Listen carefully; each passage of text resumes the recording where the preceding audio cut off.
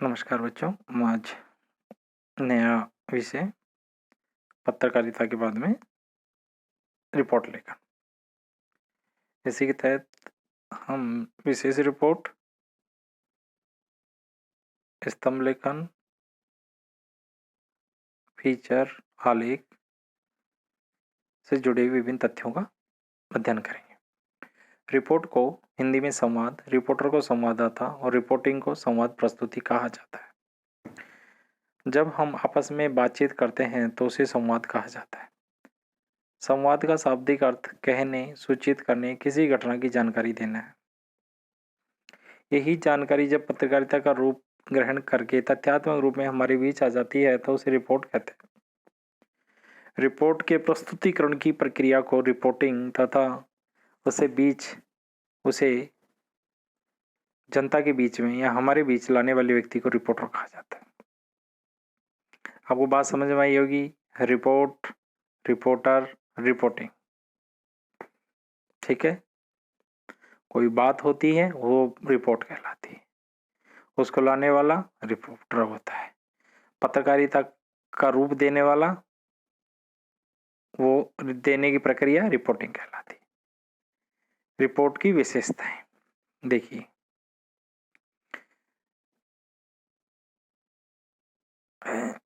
Report किसी घटना की ठीक तथ्य एवं तथ्यात्मक सूचना देती है।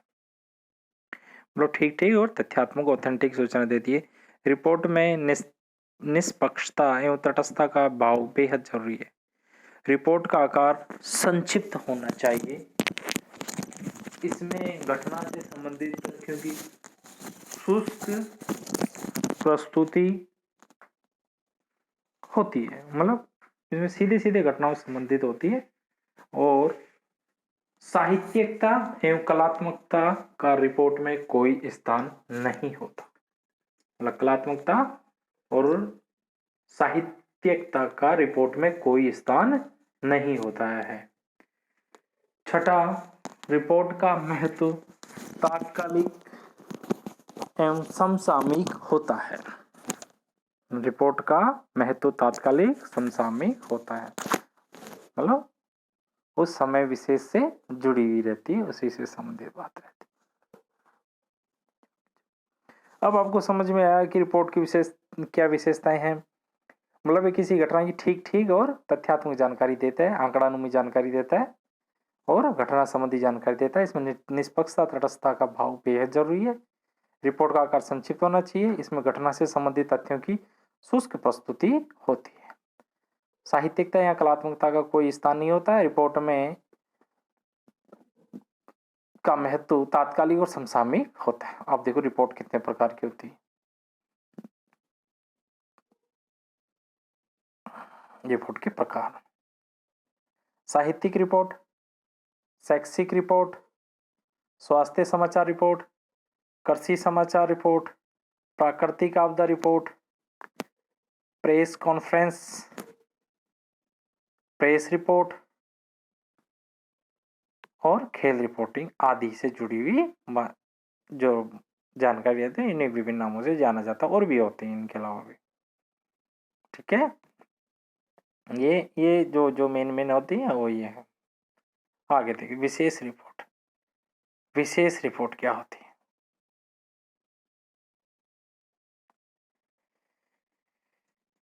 किसी विषय पर गहरी छानबीन, विश्लेषण और व्याख्या के आधार पर बनने वाली रिपोर्टों को विशेष रिपोर्ट कहते हैं। मतलब कुछ विशेष बात होती है विशेष रिपोर्ट में कि मतलब कोई विषय की गहरी जानकारी होगी, उसका विश्लेषण होगा, उसकी व्याख्या होगी विस्तार रूप से, और ऐसी रिपोर्टों को विशेष रिपोर्ट कहते हैं।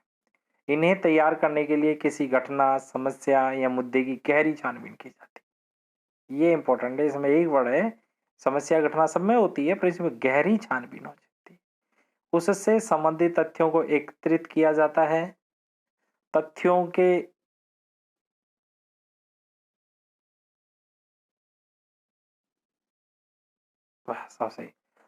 के विश्लेषण से उसके नतीजे और प्रभाव और कारणों को स्पष्ट किया जाता है। जब तथ्य सारे आ जाएंगे तो उनका एनालिसिस किया जाता है। फिर उसके क्या नतीजे होंगे, क्या प्रभाव होंगे, क्या कारण हुआ होगा, उन सबको स्पष्ट किया जाता है।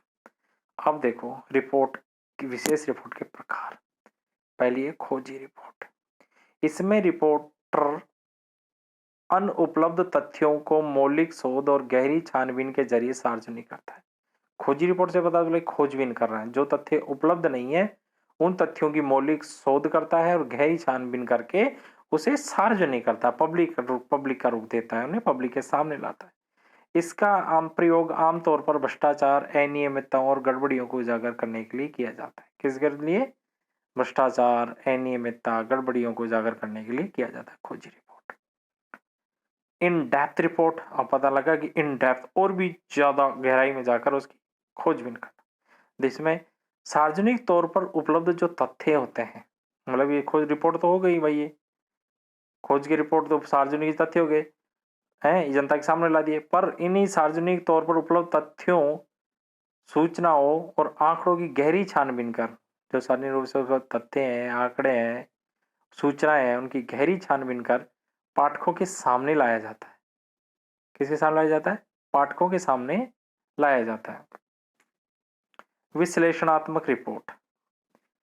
इसमें किसी घटना या समस्या से जुड़ी तथ्यों के विश्लेषण और व्याख्या पर जोर दिया जाता है। इसमें किसी घटना या समस्या से जुड़े तथ्यों के विश्लेषण व व्याख्या पर जोर दिया जाता है। विश्लेषण रिपोर्ट में क्या होता है? इसमें किसी घटना या समस्या से जुड़े तथ्यों के विश्लेषण और व्याख्या पर जोर दिया जाता है। तो इसका नाम ही क्या है? विश्लेषणात्मक। विश्लेषण एनालिसिस करता है, एनालिसिस का मतलब क्या होता है? व्याख्या किया जाता है। जो भी घटना और समस्या से जुड़े तथ्य उनका विश्लेषण किया जाता है, उनकी व्याख्या की जाती आता है। इसमें किसी घटना की समस्या का विवरण सूक्ष्मता के साथ विस्तार से किया जाता है। इसमें किसी घटना की समस्या का जो विवरण है वो बड़ी सूक्ष्मता के साथ विस्तार से किया जाता है। रिपोर्ट अधिक विस्तृत होने पर इसे कई दिनों तक किस्तों में प्रकाशित किया जाता है। रिपोर्ट बड़ी होने के कारण कई दिनों तक इसे किस्तों में प्रकाशित किया जाता है। और दूसरी है एक और है विवरणात्मक रिपोर्ट, चौथी। इसमें किसी घटना समस्या को विस्तार एवं बारीकी के साथ प्रस्तुत किया जाता है। ठीक है, ये भी एक तरह से इसी का रूप है। इसमें किसी घटनाओं और समस्याओं को विस्तार और बारीकी के साथ ही प्रस्तुत किया जाता है। तो इम्पोर्टेंट इसमें ये खोजी है, इन डेप्थ है और विश्लेषणात्मक, तीन रिपोर्ट है मुख्य, और विवरणात्मक भी ये विश्लेषणात्मक जैसी ही है। अब देखिए विशेष रिपोर्ट की शैली, लेखन की शैली।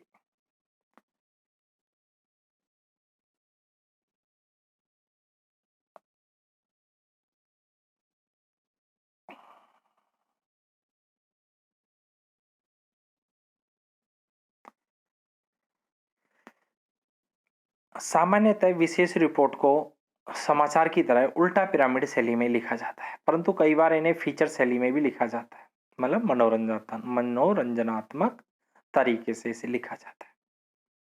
इस तरह की रिपोर्ट कई बार समाचार से बड़ी होती है, इसलिए पाठक की रुचि बनाने के लिए उसे कई बार उल्टा पिरामिड और फीचर दोनों दोनों इसमें लिखा सहेली, दोनों पहलुओं को मिलाकर लिखा जाता है, दोनों शैलियों को मिलाकर लिखा जाता है। ठीक है, इसको अभी सही कर लेते हैं।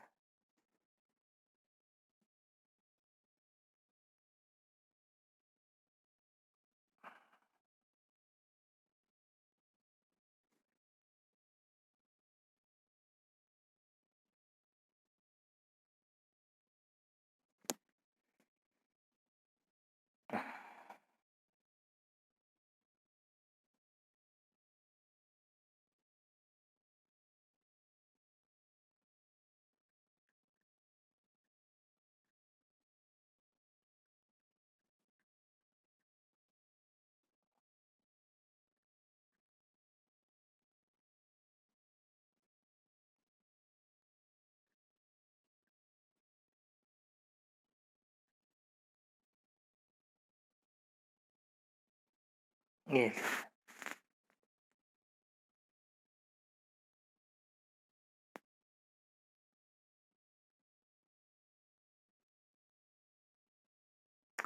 तो सामान्यतः विशेष रिपोर्ट को उल्टा पिरामिड शैली में ही लिखा जाता है, परंतु कई बार इन्हें फीचर शैली में भी लिखा जाता है। इस तरह पे की रिपोर्ट कई बार समाचार से बड़ी होती है, इसलिए पाठकों की रुचि बनाने के लिए इसे उल्टा पिरामिड शैली में भी और फीचर दोनों शैलियों को मिलाकर लिखा जाता है। यदि रिपोर्ट बड़ी हो तो उसे श्रृंखलाबद्ध करके कई दिनों तक किस्तों में छापा जाता है। तो मतलब ये आज समझ में आ गया, खोजी रिपोर्ट, इन डेप्थ रिपोर्ट, विश्लेषणात्मक रिपोर्ट, ठीक है। अब इन्हें उल्टा पिरामिड शैली में और पर तो बड़ी होती है आकर्षक, इनसे फीचर शैली का भी इसमें समावेश कर दिया जाता है। ये तो हो गया विशेष रिपोर्ट। रिपोर्ट क्या की आपको समझ में आया? ठीक है, क्या समझ में आया? जब हम आपस में बातचीत करते हैं तो उसे संवाद कहते हैं। संवाद का शाब्दिक अर्थ कहने, संवाद बात करें तो उसको कहेंगे, एक दूसरे से सूचित करेंगे, किसी घटना की जानकारी देना। यही जानकारी जब पत्रकारिता की भाषा का रूप ग्रहण कर लेती है, तथ्यात्मक रूप में हमारे बीच आती है, तो उसे रिपोर्ट कहा जाता है। मतलब जब बातचीत पत्रकारिता रूप ग्रहण करके, पत्रकारिता की भाषा का रूप ग्रहण करके तथ्यात्मक रूप से हमारे बीच उपस्थित हो जाती है, तो उसे क्या कहते हैं? रिपोर्ट कहते हैं। रिपोर्ट की विशेषताएं, रिपोर्ट के प्रकार, विशेष रिपोर्ट किसे कहते हैं? मतलब विशेष रिपोर्ट नाम से ही पता है विशेष है, तो किसी विषय की गहरी छानबीन, विश्लेषण और व्याख्या के आधार पर बनने वाली रिपोर्टों को विशेष रिपोर्ट। विशेष रिपोर्ट 3 प्रकार की, चौथी भी है पर 3 मुख्य हैं: खोजी रिपोर्ट, इन डेप्थ रिपोर्ट, विश्लेषणात्मक रिपोर्ट। विशेष रिपोर्ट लेखन शैली, वही उल्टा पिरामिड शैली, आकर्षक बनाने के लिए इसे फीचर का भी गुण दिया जाता है। आप देखिए लेख और विशेष रिपोर्ट में अंतर। आप देखो लेख में तो विचार होते हैं सिंपल, और विशेष रिपोर्ट में क्या होती है? छानबीन होती है, विश्लेषण होती है, व्याख्या होती है, उसके प्रभाव कारणों को स्पष्ट किया जाता है। ऊपर पढ़ ही चुका तो वही इसी का रूप लिखा है इसमें। तो लेख में लेखक के विचारों को महत्व दिया जाता है। लेख में लेखक के विचारों को महत्व दिया जाता है, जबकि विशेष रिपोर्ट में गहरी छानबीन, विश्लेषण और व्याख्या के आधार पर उसके नतीजे, प्रभाव और कारणों को स्पष्ट किया जाता है। उसके क्या नतीजे होंगे, यानी क्या परिणाम होंगे, क्या कारण होंगे, क्या प्रभाव होंगे, उन सबको स्पष्ट किया जाता है। ये इनका अंतर है। लेख में लेखक के विचारों को महत्व दिया जाता है और विशेष रूप में गहरी छानबीन की जाती है, विश्लेषण व्याख्या आधार पर उसके नतीजे, प्रभाव और कारणों को स्पष्ट किया जाता है। विशेष लेखन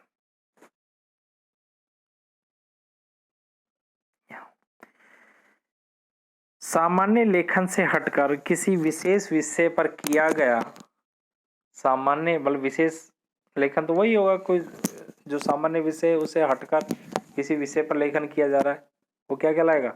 विशेष लेखन। तो सामान्य लेखन से हटकर किसी विशेष विषय पर लिखा गया लेखन या किया गया लेखन विशेष लेखन कहलाता है। नाम से ही पता लग रहा है विशेष है, वो सामान्य नहीं है। किसी विशेष विषय पर लिखा गया लेखन क्या कहलाता है? विशेष लेखन कहलाता है। इसको लिखने का तरीका सामान्य लेखन, यानी सामान्य विषय से हटकर किसी विशेष विषय पर लिखा गया लेख क्या कहलाता है? विशेष लेख कहलाता है। पत्रकारिता की भाषा में इसे बीट कहते हैं। क्या कहते हैं? बीट कहते हैं। अब बच्चों आपने पुलिस विभाग में सुना होगा बीट प्रभारी। ये बीट प्रभारी एक क्षेत्र विशेष के जो एएसआई होता है उसे नियुक्त किया जाता है और उस क्षेत्र विशेष की वो पूरी जिम्मेदारी उत्तरदायित्व उसका होता है। तो यहाँ पर अलग अलग क्षेत्र है दे दिए, किसी को शहरी क्षेत्र, ग्रामीण क्षेत्र, औद्योगिक क्षेत्र, सारा बांटा हुआ रहता है। तो पत्रकारिता की भाषा में ऐसे क्षेत्र को क्या कहते हैं? बीट कहते हैं। क्या कहते हैं? बीट। ओके। उदाहरणतः खेल, फिल्म, विज्ञान, व्यापार आदि विशेष क्षेत्रों से संबंधित लेखन विशेष लेखन के अंतर्गत आते हैं। ठीक है, ये अब वही विशेष लेखन में फिल्म हो गया, विज्ञान हो गया, व्यापार हो गया, कानून से संबंधित हो गया, विधिक क्षेत्र हो गया, आर्थिक क्षेत्र हो गया, इनसे कृषि क्षेत्र हो गया, इन क्षेत्रों से संबंधित लेखन विशेष लेखन के अंतर्गत आते हैं। अब बीट क्या कहता है? क्या कहता है बीट? लेखन या रिपोर्टिंग का विशेष क्षेत्र। लेखन या रिपोर्टिंग का विशेष क्षेत्र ही क्या कहलाता है? बीट। यही बताया, सामान्य लेखन से हटकर किसी विशेष विषय पर किया गया लेखन विशेष लेखन कहता है। पत्रकारिता की भाषा में क्या कहते हैं? इसे बीट कहते हैं। तो बीट का मतलब क्या हो गया? लेखन या रिपोर्टिंग का विशेष क्षेत्र। बीट की परिभाषा, किसी भी समाचार संगठन में कई तरह के व्यक्ति काम करते हैं। उन व्यक्तियों की रुचि तथा ज्ञान को ध्यान में रखते हुए काम का विभाजन किया जाता है। किसी भी समाचार संगठन में कई तरह के व्यक्ति काम करते हैं, ठीक है, और उन व्यक्तियों की रुचि और ज्ञान को ध्यान में रखते हुए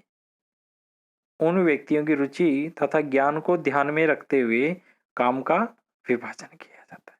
मतलब समाज कई तरह के व्यक्ति काम करते हैं और सब व्यक्तियों की रुचि अलग होती है, नॉलेज अलग होती है, और उनकी नॉलेज और रुचि के अनुसार उनको काम बांट दिया जाता है। कोई राजनीति संबंधित होता है तो उससे राजनीतिक बीट प्रभारी बना दिया जाता है। आर्थिक क्षेत्र से वो आर्थिक खबरें छापेगा, है, आपराधिक सब तो आपराधिक खबरें इकट्ठे लेके आएगा, खेल जगत वाला खेल जगत की खबरें लाएगा, फिल्म जगत का फिल्म से, कृषि का कृषि। तो ऐसे में रुचि के अनुसार कार्य का बंटवारा ही मीडिया की भाषा में बीट कहलाता है। अर्थात रुचि और ज्ञान के अनुसार, ठीक है, उनकी रुचि, जब रुचि होगी तभी तो ज्ञान होगा उसी में। ऐसे में रुचि के अनुसार कार्य का बंटवारा ही क्या हो गया? मीडिया की भाषा में क्या कहलाता है? बीट कहलाता है। तो आपने देखोगे खेल के पत्रकार अलग होते हैं, आर्थिक जगत के पत्रकार अलग होते हैं, राजनीतिक क्षेत्र के अलग होते हैं, आर्थिक क्षेत्र के अलग होते हैं, आपराधिक क्षेत्र के अलग होते हैं, फिल्म के अलग होते हैं, कृषि के अलग होते हैं, तो सबके अलग अलग पत्रकार होते हैं। तो उनको रुचि के अनुसार वो काम बांट दिया जाता है, तो वो कहलाते हैं बीट। आगे देखिए, अब होता है डेस्क। डेस्क माने क्या? तो टेबल होती है जहां पर बैठकर काम करते हैं, यही बात है। अब डेस्क कैसा? देखो, समाचार मैगजीन या समाचार छपते हैं, मैगजीन छपते हैं, टीवी और रेडियो के लिए किए जाने वाले विशेष लेखन की व्यवस्था या स्थान को क्या कहते हैं? डेस्क कहते हैं। मतलब समाचार पत्र, मैगजीन, टेलीविजन, रेडियो के लिए विशेष लेखन से संबंधित जहाँ की जो व्यवस्था होती है, जो स्थान होता है, विशेष लेखन का जो स्थान होता है, यहाँ वह व्यवस्था की जाती है, उसे डेस्क कहते हैं। यहाँ किसी खास विषय के विशेषज्ञ मिल बैठकर विशेष विषय का लेखन करते हैं। यहाँ पर उस विषय से संबंधित जो विशेषज्ञ होते हैं मिल बैठकर विशेष विषय का क्या करते हैं? लेखन कहते हैं। आगे लेखन करते हैं, उन पे चर्चा करते हैं और लिखते हैं, ठीक है। अब देखो, वो तो डेस्क मतलब टेबल, जहाँ पर उस किसी खास विषय से संबंधित जो विशेषज्ञ होते हैं मिल बैठकर विशेष लेखन का काम करते हैं। अब देखो, बीट रिपोर्टिंग और विशेषीकृत रिपोर्टिंग में अंतर, ये भी पूछ लिया जाता है। वही बीट, किसी क्षेत्र विशेष से संबंधित नए तथ्यों की आरंभिक जानकारी देना। क्या, कौन, कब, कहाँ, यही बताया था आपको कल वाले वीडियो में कि जो आमुख रहता है इंट्रो में 4 का कार का उत्तर दिया जाता है।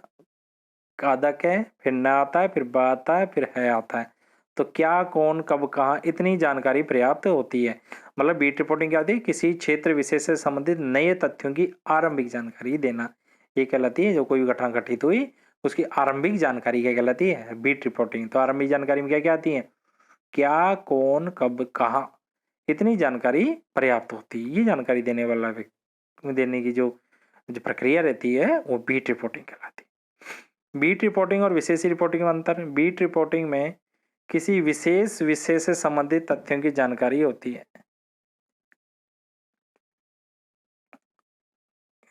बीट रिपोर्टिंग में किसी विशेष विषय से संबंधित तथ्यों की क्या होती है? जानकारी। क्योंकि बीट का मतलब क्या होता है? किसी विशेष क्षेत्र से संबंधित जानकारी। तो बीट रिपोर्टिंग में किसी विशेष विषय संबंधित तथ्यों की जानकारी होती, बल्कि विशेषीकृत रिपोर्टिंग में विषय से संबंधित गहन विश्लेषण की जानकारी मिलती है। उसमें तो विशेष विषय की जानकारी मिलती है और उस विशेष विषय की गहन विश्लेषण की जानकारी मिलती है।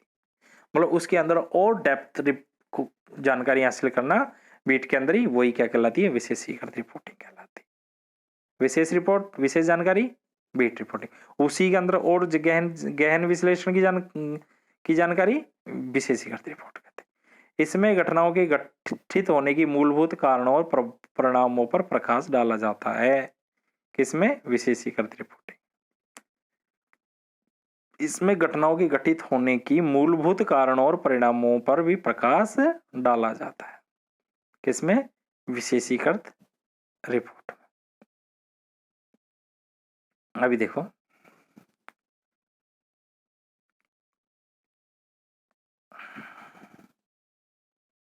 यहां लिखा था विशेष रिपोर्ट, तो कहते हैं विशेष रिपोर्ट में गहरी छानबीन, विश्लेषण, व्याख्या के आधार पर उसके नतीजों और प्रभावों को स्पष्ट किया जाता है। उसके नतीजों और प्रभावों को क्या किया जाता है? स्पष्ट किया जाता है। तो यहां भी यही लिखा है, यह में घटित होने वाली घटनाओं के मूलभूत कारणों और परिणामों पर भी प्रकाश डाला जाता है। क्लियर? अब है संवाददाता और विशेष संवाददाता में अंतर। किसी भी बीट के लिए तथ्यात्मक संकलन और लेखन, बीट माने विशेष क्षेत्र, किसी भी बीट के लिए तथ्यात्मक संकलन और लेखन करने वाले पत्रकार को संवाददाता कहते हैं। जबकि विशेष विषय के विशेषज्ञ, किसी विशेष विषय के विशेषज्ञ और विश्लेषक को विशेष संवाददाता कहा जाता है। किसी विशेष विषय के विशेषज्ञ और विश्लेषक को विशेष संवाददाता कहा जाता है। ठीक है, कोई विशेष विषय है, उसके विशेषज्ञ और विश्लेषक को जो एनालिसिस करता है, जो उस विषय का जानकार होता है और उसको मतलब बारीकी से देखता है, को विशेष संवाददाता कहते हैं। संवाददाता क्या होता है? किसी बीट के लिए तथ्यात्मक संकलन, जो भी डॉक्यूमेंटल जो जानकारी वो उनका लेखन करता है, वो तो क्या कहते हैं? संवाददाता। जबकि विशेष विषय के विशेषज्ञ और विश्लेषक को क्या कहते हैं? विशेष संवाददाता कहा जाता है। विशेष विषय के विशेषज्ञ और विश्लेषक को क्या कहा जाता है? विशेष संवाददाता कहा जाता है। बात क्लियर हुई? बीट प्रभारी से संबंधित जो तंत्र तथ्यात्मक संकलन लेखन करता है, तो क्या करने वाला पत्रकार को संवाददाता। और विशेष विषय से संबंधित जो विशेषज्ञ होता है, विशेष विषय क्या होता है? खेल से हो, उसका विशेषज्ञ हो, मतलब गहरा जानकार हो उसका, और उसका विश्लेषण करना आता हो उसे, आर्थिक जगत का हो, भाई इसके क्या प्रभाव पड़ेंगे दूरगामी, अगर ऐसा होगा तो ऐसा ऐसा कैसे होगा, ये कारण था इसलिए होगा, तो वो क्या कहलाता है? विशेष संवाददाता कहलाता है। आगे स्तंभ लेखन, जो कॉलम आते हैं, स्तंभ लेखन। देखो, कुछ लेखक अपने वैचारिक रुझान और लेखन शैली के लिए पहचाने जाते हैं। कुछ लेखक अपने वैचारिक रुझान और लेखन शैली के लिए पहचाने जाते हैं। ऐसे लेखकों की लोकप्रियता को देखकर समाचार पत्र उन्हें नियमित स्तंभ लेखन का जिम्मा देते हैं। नियमित स्तंभ लेखन का क्या देते हैं? उन्हें जिम्मा देते हैं, जिम्मेदारी देते हैं। परिभाषा: महत्वपूर्ण लेखकों के लेखों की नियमित श्रृंखला को स्तंभ लेखन कहते हैं। महत्वपूर्ण लेखकों के लेखों की नियमित श्रृंखला को स्तंभ लेखन कहते हैं। इसमें लेखक को विषय चुनने की छूट होती है। इसमें लेखक के निजी विचार होते हैं, जैसे speaking tree. Times of India में एक लेख छपता है, वहां रहता है स्पीकिंग ट्री। वो प्रेरणादायी उसमें लेख लिखे रहते हैं। वो पढ़ाई क्या रहता है? मोटिवेशनल होता है, प्रेरणादायी होता है। तो ऐसे ही महत्वपूर्ण लेखकों के लेखकों की नियमित श्रृंखला होती है ना, जो रेगुलर जो छपते रहते हैं, उनको क्या कहते हैं? स्तंभ लेख कहते हैं। इसमें लेखक को विषय चुनने की क्या होती है? छूट रहती है। उसमें विषय चुनने की छूट है, और इसमें लेखक के निजी विचार होते हैं। लेखक के क्या होते हैं? निजी विचार होते हैं। ये होते हैं कॉलम। और स्तंभ जनमत के लिए दर्पण का काम करता है। स्तंभ है जिसमें जनमत के लिए क्या होता है? दर्पण होता है, उसमें वास्तविकता दिखाई देती है, वास्तविक बातें होती। हाँ भाई, बस समझ में स्तंभ लेखन। कुछ लेखक होते हैं जो अपने वैचारिक रुझान और लेखन शैली के लिए पहचाने जाते हैं। उनमें लेखन की बहुत कला होती है, विचार शैली बहुत अच्छी रहती है। तो ऐसे लेखकों की लोकप्रियता को देखकर समाचार पत्र संस्थाएं उन्हें क्या नियमित स्तंभ लेखन का क्या देती हैं? जिम्मा देती हैं। तो महत्वपूर्ण लेखकों की नियमित श्रृंखला को स्तंभ लेखन कहते हैं। जो महत्वपूर्ण लेखक होते हैं, उनके लेखों की नियमित श्रृंखला को स्तंभ लेखन कहते हैं। इसमें लेखक को विषय चुनने की क्या होती है, छूट होती है, और इसमें लेखक के निजी विचार होते हैं। जैसे speaking tree times of India में जो छपता है वो स्पीकिंग ट्री के नाम से छपता है, वो स्तंभ लेख है। स्तंभ जनमत के लिए दर्पण का काम करता है। किसके लिए? जनमत के लिए दर्पण यानी शीशे का काम करता है, ठीक है, आईने का काम करता है। आगे देखते हैं साक्षात्कार। इंटरव्यू, जैसे कई बार पत्रकार हैं जो कोई राजनेता का, प्रधानमंत्री का, बड़े कलाकार का, साहित्यकार का इंटरव्यू लेते हैं, तो उस इंटरव्यू के बारे में या साक्षात्कार यानी सामने बैठकर उससे क्या प्रश्नोत्तर संवाद करता है, वही क्या कहलाता है, साक्षात्कार। तो किसी पत्रकार के द्वारा, तो इंटरव्यू लेगा तो अखबार में छापेगा, टीवी में दिखाएगा, या रेडियो पे सुनाएगा। तो किसी पत्रकार के द्वारा अपने समाचार पत्र में प्रकाशित करने के लिए किसी विशेष व्यक्ति से उसके विषय में अथवा किसी विषय या मुद्दे पर, या तो उसके विषय में या किसी विषय या मुद्दे पर किया गया प्रश्नोत्तर संवाद यानी सवाल पूछने का जो वार्तालाप होता है, उसमें संवाद होता है, उसको साक्षात्कार कहते हैं। सफल साक्षात्कार के लिए पत्रकार में निम्न गुणों का होना आवश्यक है। कौन कौन से? पहला, ज्ञान होना चाहिए उसमें, और संवेदनशीलता होनी चाहिए। ज्ञान होनी चाहिए, संवेदनशीलता होनी चाहिए, कूटनीति होनी चाहिए, धैर्य होना चाहिए, और साहस जैसे गुण होने चाहिए। इसमें लिखा है साहस, तो क्या होने चाहिए उसमें? साहस जैसे गुण होने चाहिए। तो इसको सही कर लेते हैं।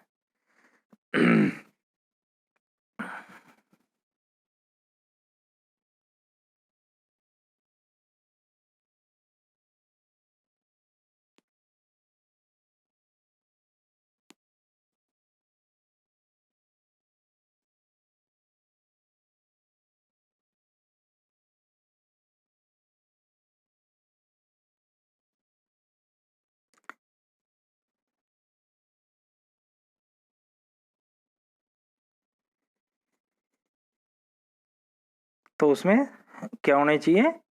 ज्ञान, संवेदनशीलता, कूटनीति, धैर्य और साहस जैसे गुण होने चाहिए।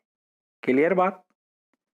उस पूछने पहले उसकी पूरी जानकारी होनी चाहिए, मतलब संवेदनशील होने चाहिए, फीलिंग्स को समझने वाला होना चाहिए, कूटनीति आनी चाहिए उसमें, ठीक है, किस तरीके से बात को निकलवाना है, धैर्य होना चाहिए, पेशेंस होना चाहिए कि वो जवाब नहीं दे रहा, किस तरह दे रहा, पेशेंस होना चाहिए, अंदर से एक साहस होना चाहिए, हिम्मत रखनी चाहिए, आगे चाहिए। पता नहीं कोई कितना बड़ी हस्ती है, उसके सामने घबराना नहीं चाहिए, अपना अपना लक्ष्य, अपने प्रश्नों को सशक्तता के साथ लेकर सामने खड़ा होना चाहिए। आगे देखते हैं फीचर। अगला टॉपिक है फीचर। फीचर शब्द, अब इसकी उत्पत्ति देते हैं, लैटिन भाषा के शब्द फैक्टरा से बना है, जिसका अर्थ होता है स्वरूप। कहते हैं ना यार, क्या फीचर थे उसके, कहते हैं ना उसके क्या क्या कितने सुंदर फीचर थे। तो फीचर कैसे होते हैं? वो इसकी नाक होगा, चेहरा होगा, है वही है। तो लैटिन भाषा के शब्द फैक्टरा से बना है फीचर, जिसका अर्थ है स्वरूप, यानी नाक, कान, चेहरा। जब कोई लेखक किसी सूचना या समाचार को सजीवता व रोचकता के साथ इस तरह प्रस्तुत करे कि, जब कोई लेखक या कोई संवाददाता किसी सूचना या समाचार को सजीवता या रोचकता के साथ इस तरह प्रस्तुत करेगी, उसका चेहरा पूरी तरह से उभर आए, तो ऐसे लेख को क्या कहते हैं? फीचर कहते हैं। मतलब कोई लेखक किसी सूचना या समाचार को सजीवता और रोचकता के, मतलब पहला इंटरेस्टिंग बनाते हुए, ऐसा लगे कि वास्तव में क्या चल रहा, आंखों के सामने चल रहा है, और रोचकता, इंटरेस्टिंग के साथ प्रस्तुत करे, तो उसका सारा चेहरा पूरी तरह उभर जाए, तो ऐसे लेख को क्या कहते हैं? फीचर कहते हैं। मतलब पूरा स्पष्ट हो जाए। तो फीचर का आरंभ कलात्मक, उत्सुकतापूर्ण और आकर्षक होना चाहिए। तो फीचर का आरंभ कैसे होना चाहिए? कैसे होना चाहिए? कलात्मक होना चाहिए और उत्सुकतापूर्ण होना चाहिए, जिज्ञासा होनी चाहिए उसमें, और आकर्षक होना चाहिए, और अंत में भविष्य की संभावनाओं पर प्रकाश डालना चाहिए।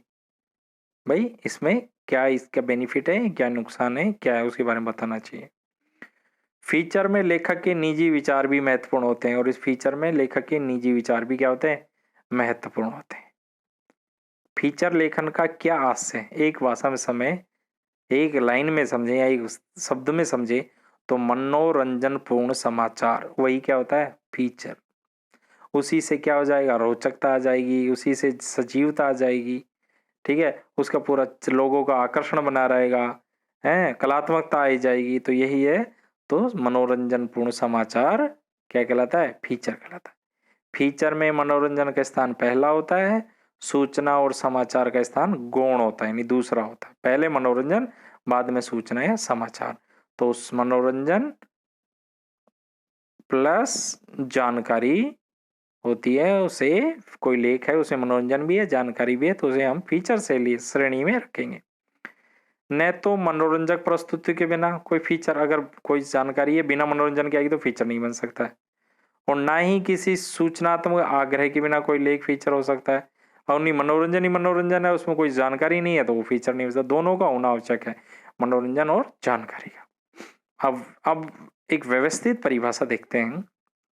सुव्यवस्थित, सृजनात्मक और आत्मनिष्ठ लेखन को फीचर कहते हैं। सुव्यवस्थित, सृजनात्मक, ठीक है, आत्मनिष्ठ लेखन को, आत्मनिष्ठ नहीं, स्वयं के विचारों को शामिल करते हुए जो लिखते हैं, ऐसे ऐसे लेख को क्या कहते हैं? फीचर कहते हैं। सुव्यवस्थित, सृजनात्मक और आत्मनिष्ठ लेखन को फीचर कहते हैं।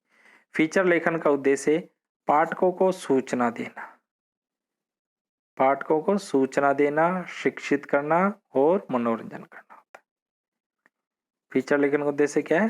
पाठकों को सूचना देना, शिक्षित करना और मनोरंजन करना होता है। आई बात क्लियर? पाठकों को सूचना देना, शिक्षित करना और मनोरंजन करना। आगे देखते हैं।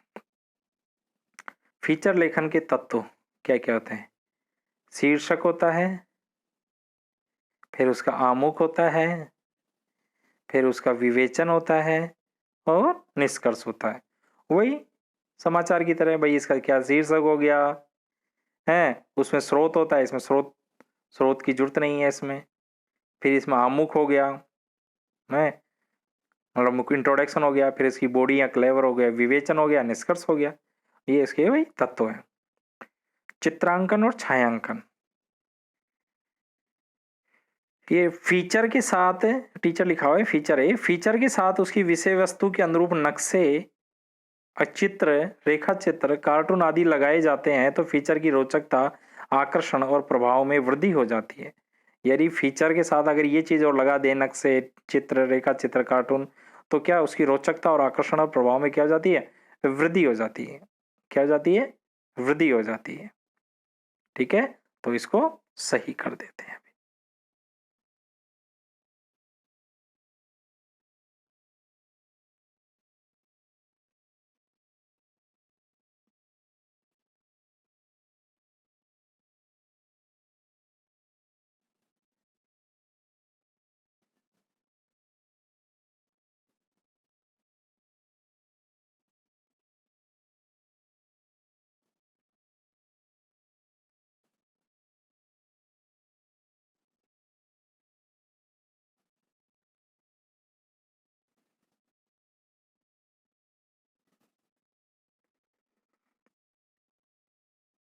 तो फीचर के साथ उसकी विषय वस्तु के अनुरूप, अगर फीचर में उसकी विषय वस्तु है, जैसे राजनीतिक फीचर है, उससे संबंधित कोई चित्र बना दें, कोई नक्शे बना दें, कोई रेखा चित्र बना दें या कोई कार्टून बना दें, तो उससे फीचर और भी रोचक हो जाएगा, मनोरंजकपूर्ण हो जाएगा, आकर्षक हो जाएगा, ज्यादा प्रभाव डालने वाला हो जाएगा। तो ऐसे ही क्या कहते हैं, फीचर कहते हैं। फीचर का समझ में आया, मनोरंजन और जानकारी दोनों का मिश्रण क्या कहलाता है, फीचर कहलाता है। आगे देखते हैं समाचार और फीचर में अंतर। अब डिफरेंस देख लेते हैं बिटवीन न्यूज एंड फीचर में। देखो समाचार का कार्य पाठकों को सूचना देना होता है और फीचर एक सुव्यवस्थित, सृजनात्मक, आत्मनिष्ठ लेखन होता है। ठीक है, ये भी सूचना देता है और इसमें कलात्मकता और स्वयं के विचार और व्यवस्थित तरीके से लिखा जाता है। ये उल्टा पिरामिड शैली में लिखा जाता है समाचार, और फीचर लेखन की कोई सुनिश्चित शैली नहीं होती। इसका उद्देश्य पाठकों को ताजी घटनाओं से अवगत कराना होता है और इसका उद्देश्य पाठकों को सूचना देना, शिक्षित करना और मनोरंजन करना होता है। उसका तो क्या होता है, समाचार का ताजी घटनाएं, करंट न्यूज, फ्लैश न्यूज, उनको अवगत कराना होता है। इसका पाठकों को सूचना देना होता है, उनको शिक्षित करना होता है और मनोरंजन करना होता है। समाचार की शब्द सीमा होती है और ये फीचर में शब्द सीमा नहीं होती। अच्छे फीचर 200 से 2000 तक के शब्दों के होते हैं। समाचार में इसमें लेखक के विचारों कल्पना के लिए कोई स्थान नहीं है और इसमें लेखक की कल्पना और विचारों को भी स्थान मिलता है। इसमें क्या होता है, लेखक के विचारों या कल्पना को कोई स्थान नहीं मिलता है, इसमें लेखक की कल्पना और विचारों को भी स्थान मिलता है। समाचार में फोटो का होना अनिवार्य है और इसमें फोटो का होना अनिवार्य नहीं है, पर अच्छे फीचर के लिए फोटोग्राफिक्स का होना अनिवार्य है। और अच्छा फीचर तभी माना जाए उसमें फोटोग्राफिक्स, कार्टून, रेखांकन, रेखा चित्र इत्यादि शामिल होते हैं।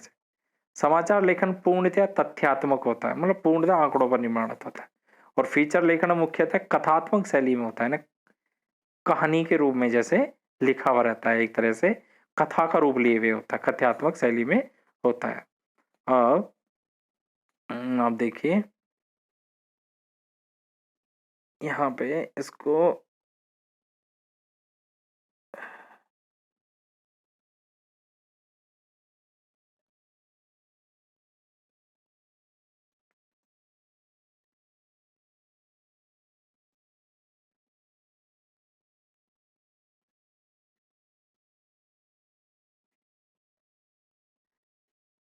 ये लीजिए, ये होगा इसमें।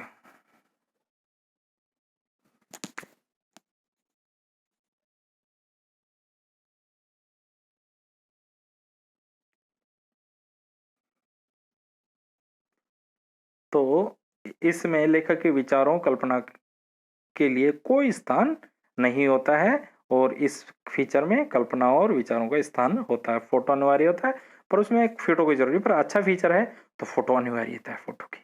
ये तथ्यात्मक शैली में होता है, ये कथात्मक शैली में होता है। आई बात क्लियर, समझने में सिंपल है। ये उल्टा पिरामिड शैली, इसकी कोई शैली नहीं।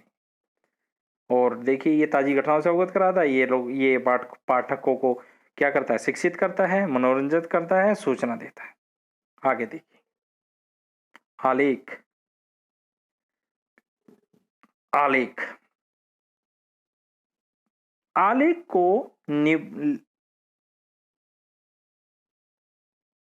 को निबंध का ही रूप मानना चाहिए। आलेख को, ये 2 मिनट,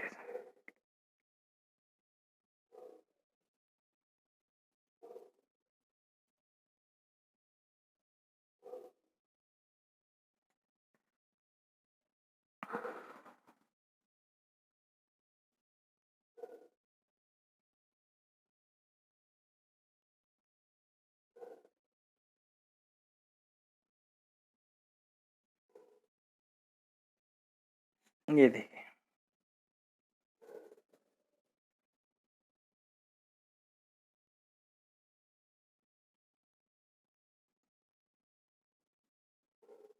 एक टाइपिंग करते समय थोड़ी सी, चलो जो भी। आलेख को निबंध का ही रूप मानना चाहिए।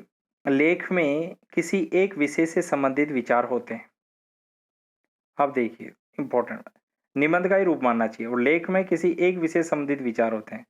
आलेख में आ लग गया, आ उपसर्ग लग गया, तो इसमें क्या होना चाहिए, आ मानी संपूर्ण, तो वह लेख सर्वांग पूर्ण और सम्यक होने का द्योतक है, का सूचक है, इंडिकेटर है कि आ लग गया। आलेख में तो क्या होता है, एक विषय संबंधित विचार होते हैं और अब उसमें आ लग गया आलेख, तो आ शब्द ये प्रकट करता है कि लेख कैसा है, सर्वांगपूर्ण है, कंप्लीट है, सम्यक है।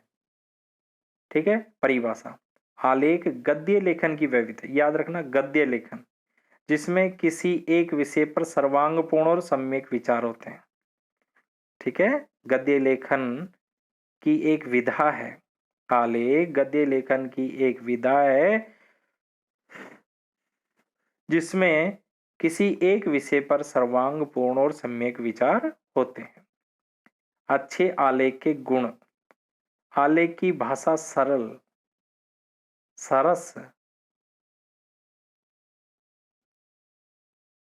और भावपूर्ण होनी चाहिए। आलेख की भाषा सरल, सहज है या सरस कह लीजिए, आप दो बार सरल लिख लिया, भावपूर्ण होनी चाहिए, सरल सहज भावपूर्ण होनी चाहिए। इसमें पुरानी जिज्ञासाओं को तृप्त करने यानी शांत करने और नई जिज्ञासाएं जागृत करने की क्षमता होनी चाहिए। पुरानी जिज्ञासाओं को शांत करने, नई जिज्ञासाओं को जागृत करने की क्षमता होनी चाहिए। आलेख में विचार होते हैं, कथा नहीं। अतः कथा शैली की बजाय विवेचन और विश्लेषण शैली का प्रयोग किया जाता है। तो इसमें क्या होता है, विचार होते हैं आलेख में, कथा नहीं होता है। कथा शैली की बजाय इसमें क्या होता है, विवेचन और विश्लेषण शैली का प्रयोग किया जाता है। आपसे पूछ लिया जाए आलेख में किस शैली का प्रयोग किया जाता है, आप याद रखना डबल वी, विवेचन और विश्लेषण। कथा शैली की बजाय ये दो शैली का प्रयोग किया जाता है। एक बात को बार बार दोहराना नहीं चाहिए, यह नवीनता और ताजगी से युक्त होना चाहिए, इसका आकार बहुत बड़ा नहीं होना चाहिए। ठीक है। अब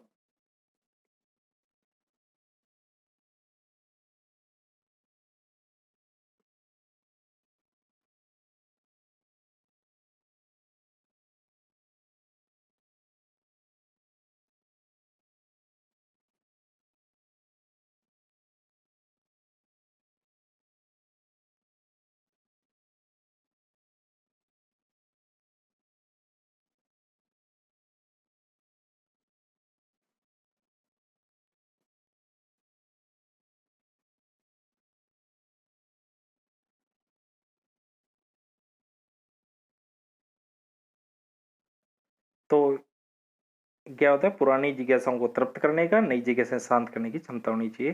तो आलेख निबंध का ही रूप मानना चाहिए आलेख को, और लेख में किसी एक विषय संबंधित विचार होते हैं और आलेख में क्या होता है, लेख सर्वांग पूर्णता लिए होता है, पूर्णता लिए हुए होता है, सम्यक होता है, बड़ा होता है मतलब। ठीक है।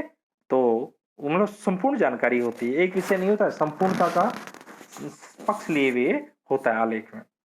आलेख गद्य लेखन की एक वह विधा है जिसमें किसी एक विषय पर सर्वांगपूर्ण और सम्यक विचार होते हैं। मतलब गद्य लेखन की एक विधा है जिसमें किसी विषय एक विषय पर सर्वांगपूर्ण और सम्यक विचार होते हैं, मतलब कंप्लीट जानकारी होती है। इस समय भाषा सरल सहज भावपूर्ण होनी चाहिए, पुरानी जिज्ञासाओं तृप्त करने, नई जिज्ञासाएं जागृत करने की क्षमता होनी चाहिए। लेखक आलेख में विचार होते हैं, कथा नहीं होती है। कथा शैली की बजाय विवेचन और विश्लेषण शैली का प्रयोग होता है। एक ही बात ये ध्यान रखना चाहिए, एक बात को बार बार नहीं दोहराना चाहिए और नवीनता ताजगी से युक्त होना चाहिए, इसका आकार बहुत बड़ा नहीं होना चाहिए। आगे देखते हैं पत्रकारिता से जुड़े हुए शब्दावली। अभी छोटी हो गई, अब आपको बड़ी करके दिखाना पड़ेगा। ओपैड, यह समाचार पत्रों में संपादकीय पृष्ठ के सामने प्रकाशित होने वाला वह पन्ना है जिसमें विश्लेषण, फीचर, स्तंभ, साक्षात्कार, विचारपूर्ण टिप्पणियां आदि प्रकाशित की जाती हैं। हिंदी के बहुत कम समाचार पत्रों में ओप एड पृष्ठ प्रकाशित होता है, लेकिन अंग्रेजी के हिंदू और इंडियन एक्सप्रेस जैसे अखबारों में ओप एड पृष्ठ देखा जा सकता है। मतलब संपादकीय जो पृष्ठ रहता है उसके सामने वाला जो पन्ना रहता है जिसमें विश्लेषण, विचार है, विचारपूर्ण टिप्पणियां, फीचर है, साक्षात्कार मतलब विश्लेषण, फीचर, स्तंभ, साक्षात्कार और विचारपूर्ण टिप्पणियां आदि प्रकाशित होती हैं, वो क्या कहती हैं? ओप एड पृष्ठ कहलाता है। परंतु आजकल अंग्रेजी के हिंदू और इंडियन एक्सप्रेस जैसे अखबारों में भी ओप एड पृष्ठ देखा जा सकता है। ओके, अब ये डेडलाइन बहुत आता है भाई। डेडलाइन क्या चीज होती है? किसी समाचार को प्रकाशित या प्रकाशित करने के लिए उसके समाचार माध्यमों तक पहुंचने की, अगर कोई समाचार को प्रकाशित करेंगे, प्रसारित, तो समाचार माध्यम तक पहुंचने की उसकी आखिरी समय सीमा होती है, उसे डेडलाइन कहते हैं। डेडलाइन के बाद मिलने वाले समाचार की छपने की संभावना क्या होती है? कम होती है। ठीक है, किसी समाचार को प्रकाशित या प्रसारित करने के लिए समाचार माध्यमों तक पहुंचने की आखिरी समय सीमा क्या होती है? डेडलाइन कहती है। और डेडलाइन के बाद मिलने वाले समाचारों की छपने की संभावना कम होती है। न्यूज पैक क्या होता है? पैक देखिए, किसी मुद्दे पर लिखे जा रहे लेख या फीचर में कुछ ताजा घटना को उल्लेख, किसी मुद्दे पर कोई लेख लिख रहे हैं या फीचर में कुछ ताजा घटना का उल्लेख कर रहे हैं जिसके कारण वह मुद्दा चर्चा में आ गया, जिसके कारण वह मुद्दा क्या आ गया? चर्चा में आ गया, तो वो क्या कहलाता है? न्यूज पैक कहलाता है। वो न्यूज को बढ़ाने वाला पैक है एक तरह से। ठीक है, किसी मुद्दे पर लिखे जा रहे पैक या फीचर में कुछ ताजा घटना का उल्लेख जिसके कारण वह मुद्दा क्या हो गया? चर्चा में आ जाता है। जैसे शहर में महिलाओं के खिलाफ बढ़ते अपराध पर फीचर का न्यूज पैक सबसे ताजी घटना होगी। शहर में महिलाओं के अपराध बढ़ रहे हैं, ऐसा कुछ लिखे जा रहे हैं जिससे जिससे क्या हो गया? वो मुद्दा क्या हो गया? गर्मा गया। और क्योंकि हाल ही में कुछ ऐसा महिलाओं के खिलाफ कोई अपराध हुआ होगा और ऐसे में लेख आ गया, तो वो क्या बनेगा? उस घटना के लिए क्या बन गया? न्यूज पैक हो गया। वो शहर में महिलाओं के खिलाफ बढ़ रही जो समाचार है उसके लिए क्या करेगा? न्यूज पैक हो गया, उसको और बढ़ाने वाला है, उस समाचार को या उस घटना को और चर्चा में आ जाता है। जैसे अगला, अगर आप माध्यमिक बोर्ड की परीक्षाओं में सरकारी स्कूलों से बेहतर हो रहे प्रदर्शन पर एक रिपोर्ट लिख रहे हो, अगर आप माध्यमिक बोर्ड की परीक्षा में सरकारी स्कूलों के बेहतर हो रहे प्रदर्शन पर रिपोर्ट लिख रहे हो, तो उसका न्यूज पैक सीबीएसई का ताजा परीक्षा परिणाम होगा। तो आप बेहतर प्रदर्शन कर लिखते हैं और इसी में अगर कोई रिजल्ट आ जाता है सीबीएसई का ताजा परीक्षा परिणाम, तो उसके लिए क्या हो जाएगा? वही न्यूज पैक हो जाएगा। आगे देखिए, मतलब न्यूज पैक क्या होता है? तो किसी घटना का क्या कहता है? उल्लेख करना होता है जिसके कारण वो क्या होगा? तो वो चर्चा में आ जाता है। मतलब कोई किसी विषय पर, मुद्दे पर कोई लेख या फीचर लिख रहे हैं और जिसके कारण वो मुद्दा उस विषय से संबंधित वो मुद्दा एकदम से चर्चा में हाईलाइट हो जाता है, तो न्यूज पैक कहलाता है। चाहे कोई भी मुद्दा हो, चाहे भ्रष्टाचार का हो, चाहे अपराध का हो, चाहे रिजल्ट का हो। स्टिंग ऑपरेशन वही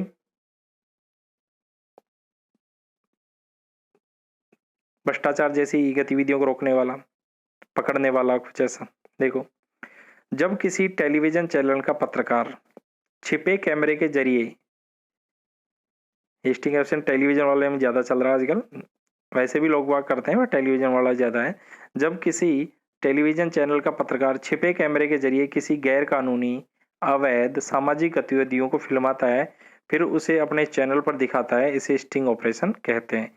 कई बार चैनल ऐसे ऑपरेशनों को गोपनीय कोड देते हैं, कई बार इनको गोपनीय कोड देते हैं, जैसे ऑपरेशन चक्रव्यूह, ऑपरेशन दुर्योधन। हाल ही के वर्षों में समाचार चैनलों पर, सरकारी कार्यालयों पर आदि में भ्रष्टाचार के खुलासे के लिए स्टिंग ऑपरेशन के प्रयोग की प्रवृत्ति बढ़ी है। और हाल ही के वर्षों में समाचार चैनलों पर, सरकारी कार्यालयों आदि में भ्रष्टाचार के खुलासे के लिए स्टिंग ऑपरेशन की प्रवृत्ति बढ़ी है। मतलब ये भ्रष्टाचार को खुलासा करने के लिए स्टिंग ऑपरेशन बहुत ज्यादा चलाया है समाचार चैनल वालों ने। ये होता है स्टिंग ऑपरेशन। मतलब कैमरे के माध्यम से कुछ अवैध गतिविधियां होती हैं, सामाजिक हो चाहे कानूनी हो, असामाजिक गतिविधियां हो, अवैध हो, भ्रष्टाचार हो, इन संबंधित को अपने कैमरे में कैद करना और अपने चैनल को दिखाना, जिन्हें कई बार कोड देते हैं। और ये सरकारी कार्यालयों में भ्रष्टाचारों के लिए विशेष रूप से आजकल किया जा रहा है। अब देखो, रेखांकन और कार्टोग्राफ क्या होता है? रेखांकन समाचारों को रोचक बनाता है और कार्टोग्राफी का प्रयोग टेलीविजन में व समाचार पत्रों में प्रयोग होता है। रेखांकन का प्रयोग आता है, समाचारों को रोचक बनाता है वो कार्टोग्राफी का प्रयोग टेलीविजन व समाचार पत्रों में होता है। कार्टोग्राफी के अंतर्गत विभिन्न प्रकार के आंकड़ों को ग्राफ या रेखांकन के माध्यम से दिखाया जाता है। मतलब ये टेलीविजन और समाचार पत्र दोनों में होता है। इसमें किसी भी आंकड़ों को किसी बार श्रेणी के द्वारा या ग्राफ के द्वारा या चित्रांकन के द्वारा, रेखा चित्रांकन के द्वारा दिखाया जाता है। अब होता है कार्टून कोना। यह आम आदमी की भावनाओं को व्यक्त करने का सीधा तरीका है। यह हर समाचार पत्र में होता है। ये आम आदमी की भावनाओं को व्यक्त करने का क्या होता है, तरीका होता है। कार्टून कोना, उसमें किसी भी बात को रोचकता शैली से लिखा जाता है ताकि पढ़ने वाला क्या होता है, प्रभावित हो। ठीक है, ये आम आदमी की भावनाओं को व्यक्त करने का क्या होता है, सीधा तरीका होता है और यह हर समाचार पत्र में होता है। फोटो पत्रकारिता, आजकल अखबारों में फोटो का प्रचलन बढ़ रहा है। फोटो प्रकाशित होने से क्या होता है, उसकी विश्वसनीयता बढ़ती है। समाचार पत्र फोटो और टिप्पणियों का असर व्यापक होता है। एक चित्र कई हजार बातें कह जाता है। फोटो टिप्पणियां प्रभाव भी अधिक व्यापक होता है। एक चित्र कई हजार बातें कह जाता है और फोटो टिप्पणियों का प्रभाव भी क्या होता है, अधिक व्यापक होता है। आगे देखिए, फ्लैश ब्रेकिंग न्यूज। अब कोई ताजा घटना घटित होती है, सबसे पहले ग्राहकों तक पहुंचती है, पाठकों तक पहुंचती है या दर्शकों तक पहुंचती है, तो क्या होती है, सुनने वालों तक पहुंचती है, तो क्या होती है, फ्लैश ब्रेकिंग न्यूज। कोई विशेष समाचार जब सबसे पहले दर्शकों तक पहुंचाया जाता है तो उसे फ्लैश या ब्रेकिंग न्यूज कहते हैं। ये फेस लिखा हुआ है, गलत है, इससे फ्लैश है, इसको ठीक कर देते हैं और थोड़ा पढ़ लेते हैं, इसके बाद ठीक कर देंगे। एंकर बाइट, दूरदर्शन पर किसी घटना की सूचना या दृश्य से संबंधित व्यक्तियों का कथन दिखा और सुना, उस समाचार की पुष्टि कराना ही क्या था, एंकर बाइट कहलाती है। एंकर बाइट यानी दूरदर्शन कोई घटना या सूचना देनी है, उससे संबंधित कोई घटना से व्यक्ति दृश्यों के संबंधित जो व्यक्ति है उनके कथन दिखाया है, उनको सुनाकर समाचार की पुष्टि करना ही क्या कहलाती है, एंकर बाइट कहलाती है। बाइट मानी क्या होता है, कथन। एंकर के माध्यम से कथन को दिखलवाना, सुनाना, ताकि समाचार की क्या पुष्टि हो जाए, है वही एंकर बाइट कहलाती है। अब प्रभालाक्षी क्या है, इंटरनेट पर उपलब्ध हिंदी का समाचार पत्र जिसका प्रिंट रूप उपलब्ध नहीं है। प्रिंट रूप उपलब्ध नहीं है, प्रभालाक्षी। हिंदी पूछ लेगा, प्रभालाक्षी क्या है, इंटरनेट पर हिंदी का समाचार पत्र है जिसका प्रिंट रूप उपलब्ध नहीं है। इसको सही करते हैं।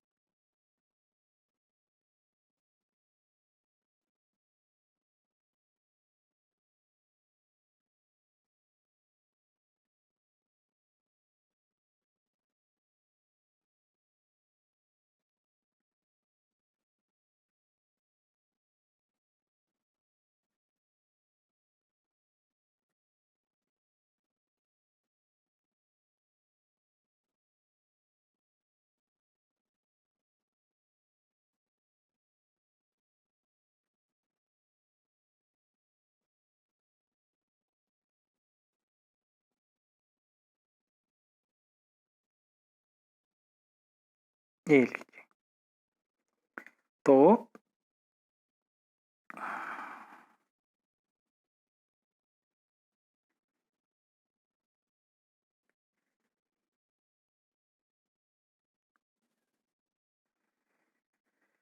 तो कोई विशेष समाचार जिस सबसे पहले दर्शकों तक पहुंचा जाता है उसे फ्लैश या ब्रेकिंग न्यूज कहते हैं। एंकर बाइट यानी दूरदर्शन किसी घटना की सूचना या दृश्य से संबंधित व्यक्तियों का कथन दिखा, सुना, कर समाचार की पुष्टि कर दी जाए तो एंकर बाइट कहलाता है। प्रवालाक्षी इंटरनेट पर भी हिंदी की समाचार पत्र है जिसका प्रिंट रूप उपलब्ध नहीं है। अब देखो फीचर लेखन की, यह है मैली हो गई गंगा, इस पे फीचर लेख लिखना है, मतलब मनोरंजन के साथ जानकारी देनी।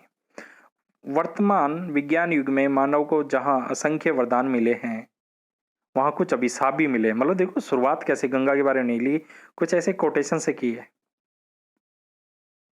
यूं कहा जाए कि प्रकृति के होड़ में मानव ने वरदानों का दुरुपयोग किया है जिसका जीता जागता उदाहरण जल प्रदूषण है। मतलब आकर्षक है, मतलब एक तरीके से, ठीक है। एक ऐसा लग रहा है कोई व्यक्ति बड़ा प्रवचन दे रहा है, इस तरह दिखाई देता है। जिस पतित पावनी गंगा में स्नान कर निर्मल होते थे आज वह स्नान के योग्य नहीं रह गई है।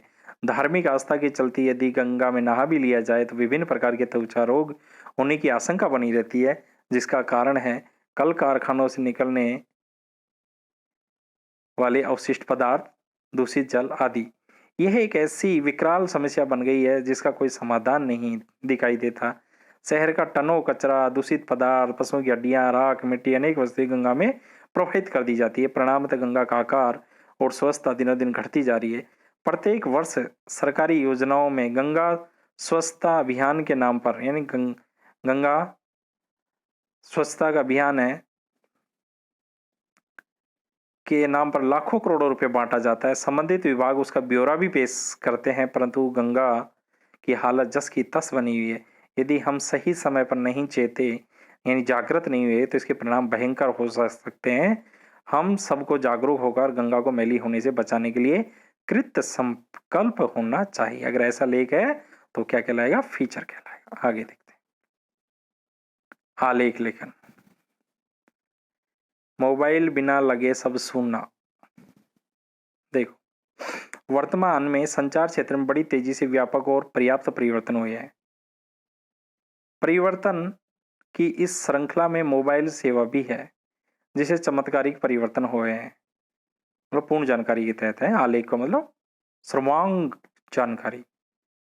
मोबाइल फोन त्वरित संप्रेषण का मुख्य साधन है। आज मोबाइल जीवन शैली का महत्वपूर्ण अंग बन चुका है। मोबाइल बिना सब अधूरा सूना लगता है। यह सेवा मानव के जीवन को आसानी प्रदान करती है। मोबाइल फोन में इतनी सुविधाएं हैं कि प्रयोग करने वाला सारा दिन इसमें व्यस्त रहता है। बिजली का बिल जमा कराना हो, बैंक के क्रियाकलाप हो, ऑनलाइन कक्षाएं हो, उनके अनेक कार्य घर बैठे मोबाइल द्वारा संभव हो जाते हैं। मोबाइल के जरिए हम एक दूसरे से दूर होते हुए भी जुड़े रहते हैं। मतलब विश्लेषण है, विवेचन है इसमें। जो काम चिट्ठी पत्री आदि से हफ्तों महीने में होता था वह मोबाइल द्वारा मिनटों में संभव हो जाता है। आज इंतजार का जमाना नहीं, समय का सही ढंग से प्रयोग करने का तरीका सिखाता है मोबाइल।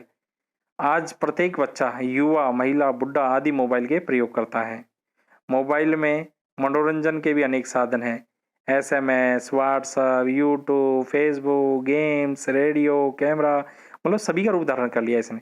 आदि सुविधाएं सबको आकर्षित करती हैं। इस प्रकार मोबाइल आज जीवन की मूलभूत आवश्यकताएं बन गया है। मोबाइल बिना सब सूना लगता है। ये आपके सामने जानकारी थी। आप इनको नोट्स बना लेना, इनको लिख लेना, इनको कई बार पढ़ना, आपको बहुत अच्छा लगेगा। और संपूर्ण जानकारी है इसमें, ऐसा नहीं कि शॉर्टकट रूप से बनाया गया एक के लिए आपके लिए नोट्स हैं। ये पूर्ण जानकारी लिए हुए आपके सामने प्रस्तुत है। धन्यवाद।